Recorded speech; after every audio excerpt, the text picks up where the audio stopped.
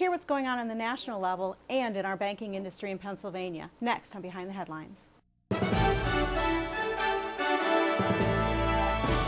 This is Behind the Headlines, with behind-the-scenes analysis on issues affecting Pennsylvanians, sponsored by the Susquehanna Valley Center for Public Policy. Now, here's your host. Hi, welcome to another edition of Behind the Headlines. I'm Charlie Greenewalt, Senior Fellow of the Susquehanna Valley Center for Public Policy, and I'm joined as usual by my co-host, Maura Donnelly. Maura, welcome. Hello, Charlie. Well, we are very lucky today. We are. have one of the major political figures in Pennsylvania, and certainly in South Central Pennsylvania, and it's a new guest to our show. We have Congressman Joe Pitts. Congressman, welcome to the show. Thank you. Nice to be here. Thank you for being here. Now, Congressman, before you went to Washington, you served in Harrisburg in the General Assembly in the State House for how many years? 24 years. The last 8 years I was the Appropriations Chairman for the House Republicans, so had a chance to negotiate budgets and So some people would say you served your apprenticeship long before you went to Washington, D.C., didn't you? You're right. You're Yes. right. Well, there's so many issues that Maura and I would like to discuss with you and talk about, and we're so happy to have you as a guest Thank you. today. The main one, I guess, that's reverberating still throughout the country is that election in Massachusetts. We have a Republican being elected to the, quote, Kennedy seat, unquote. That was highly unexpected. I told my students that it was Henry Cabot Lodge's seat, and not the Kennedy seat, but they didn't know what I was talking about. What does this election in Massachusetts mean? How has the political landscape changed in America, Congressman? Well, there's a new spring in our step in Washington after Massachusetts. If a Republican can win in Massachusetts with only 11% registered as Republican, a Republican can win almost anywhere. What it's done is, first of all, it's killed the Pelosi and Reid health care bills. And number two, it has energized candidates all over the country who are coming out now to run in seats that they perhaps would not have run before because of the winds of change that are blowing. And we're getting a lot of good candidates in a lot of these seats against Democratic incumbents around the country. We're seeing a number of Democrat retirements in the House. I think it makes us within striking distance of picking up the majority in the House. Well, it's been fascinating to watch the impact that the independents can have on a race, and that was clearly what happened in Massachusetts. They're not, as we know, they're independent, and they can go either way. So That's they're, right. what are you doing to make sure that you continue to appeal to the independents? Well, number one, we've got to regain our credibility. We lost our way for a few years by spending too much money in the House when we had control. When I first went to Washington in '97, I was put on the Budget Committee.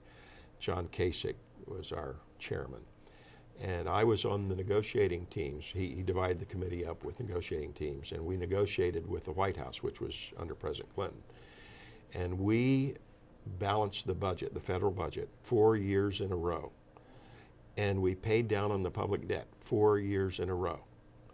And then we began to spend too much money. Now, 9/11 happened, we had the dot-com collapse, the corporate scandals, the war in Afghanistan and Iraq. So there were reasons, for some of the spending increases, but we went way too far. I ended up voting against a third of the appropriations bill, my own, party's appropriation bill, because we were spending too much money. We had an explosion of what is called earmarks, just special projects targeted in members' districts. And so we have to, I think, first of all, acknowledge that we went astray and regain confidence. And I think we've got to commit ourselves to certain things like fiscal discipline, lower spending, reducing the deficit, and I think reestablish a trust with those independent voters before we can get their votes. Is health care dead? How dead is dead? I think the Pelosi bill and the Senate bill, the one which had the secret backroom deals, they call them the Cornhusker kickback for Ben Nelson in Nebraska, and they call the one in Louisiana the Louisiana Purchase for Landrew. They call the one in Florida for Bill Nelson the Florida Gator Aid. You know, they've come up with these names for these secret deals that they negotiate in the White House with the labor union leaders, et cetera. I think anyone who votes for those kinds of deals is committing political suicide. One of the members on the other side in the House said there are not 100 votes for that Senate bill in the House. So what you will see, I think, although there is a commitment from the leadership and the president, they've sort of doubled down on health care and cap and trade, they're going to try to split some of those bills up and maybe take some sections that there's bipartisan support for, like no denial for pre-existing conditions of insurance coverage, and pair them with other aspects that are not so, you know, with such bipartisan support. They'll try to get their agenda in a different mechanism and split them up. I'm not sure that will work. I think if they moved on strictly bipartisan issues, like denial for pre-existing conditions and maybe purchasing across state lines and portability so you own your own coverage, they might get some of those issues that we would consider real reform, but not the whole government takeover and intrusion into the healthcare system. Well, we have some other fascinating issues to discuss with you today. We've got a lot going on in foreign affairs and, Yes. and in Afghanistan, and some scary things going on. And so, what do you think we're going to be seeing going forward out of out of your caucus and out of the governor, or out of the president? I'm sorry. Well, these are dangerous times. It's a dangerous world. Yes, we have a surge, but we've announced that we're going to, after the surge 18 months from now, we're going to pull back. And I think that has emboldened the other side when you try to announce ahead of time a withdrawal date. They'll just outlast us. They'll think in their own minds. They'll just wait us out. But we cannot afford Afghanistan to become a safe haven again for training camps, and also to destabilize Pakistan, which has nuclear weapons. That's the prize that they would like to get, and they have missiles to deliver them. And on the same idea, Iran is pushing ahead, trying to get a nuclear weapon. And I've heard prognosticators in Washington say that this year will be the year of Iran. With an ascendant Iran, you could very well see Turkey flip from west to east. It could make it a very volatile, dangerous situation in the Middle East. So these are big stakes we're talking about. I think the president has wasted a whole year at handshake diplomacy.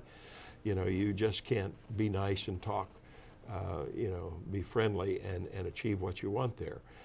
We have to be serious. He is going in the wrong direction as far as the way he thinks about terrorism when he treats terrorists as criminals, as if they broke and entered into a house and they're going to bring them to the United States to try them and Mirandize them, for crying out loud.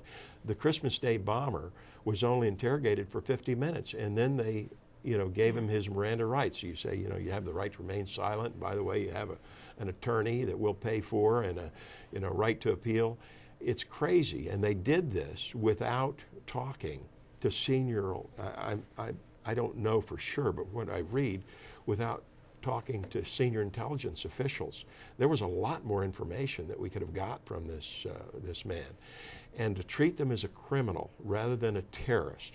Now these terrorists, the mentality is, they're not prisoners of war, they're enemy combatants. Now, a prisoner of war, we know how they're treated, but an enemy combatant doesn't wear a uniform. They don't represent a country. They don't have a code, a military code they subscribe to, like the Geneva Convention.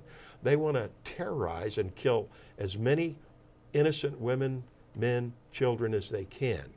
And they should be treated as military combatants in a military tribunal. We did that with the Nazi war criminals.